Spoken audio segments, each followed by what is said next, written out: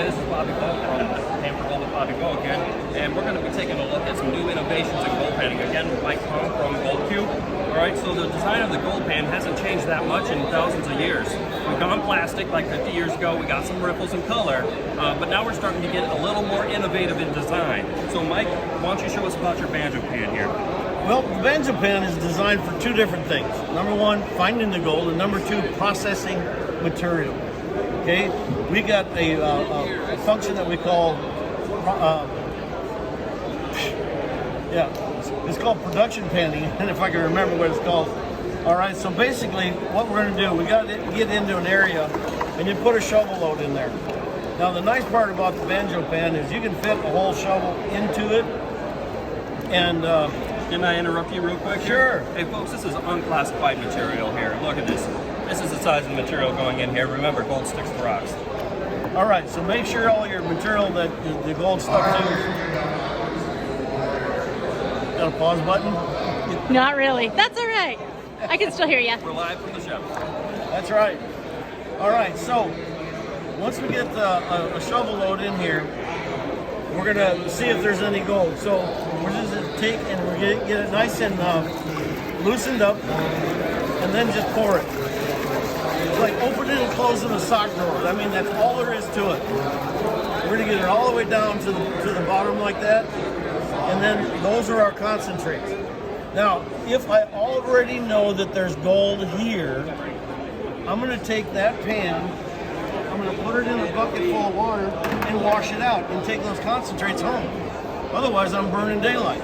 Now, the way that this thing is set up, I can, if I'm alone and I need somebody to hold my pan while I put a shovel load in it, it fits right on the bucket. Okay, so I'm ready for a shovel load, just like that.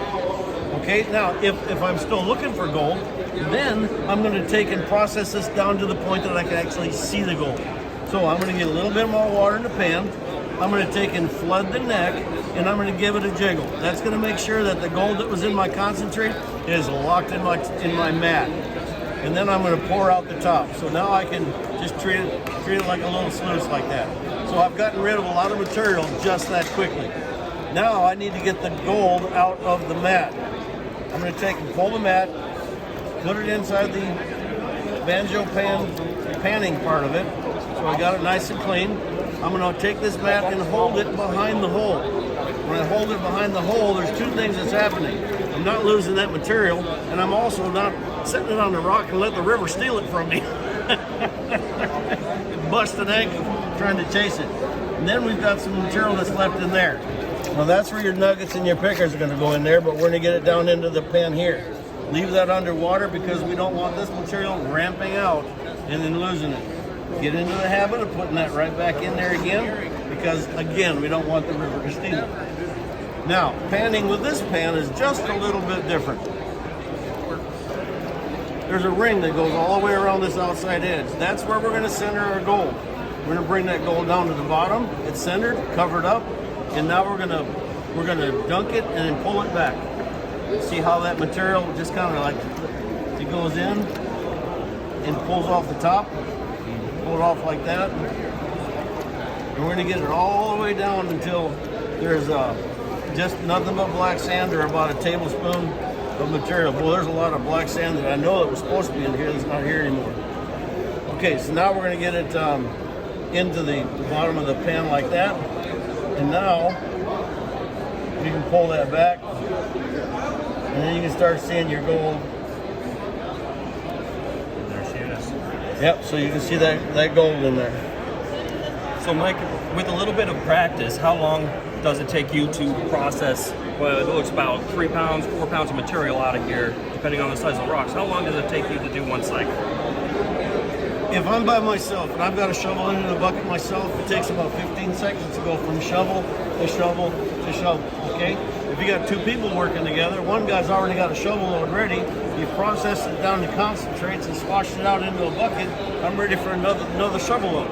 I can do that like every 10 seconds.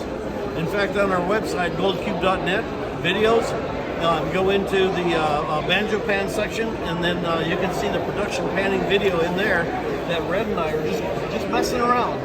And you time it. We're just playing, we're just making a video, and every 10 seconds I got another load, and away we go.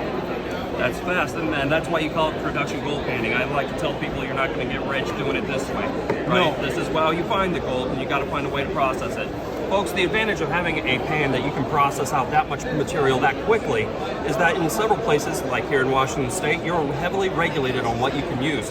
If you are in a place where you're regulated to only be able to use a gold pan, this is going to multiply how much material you bring at home.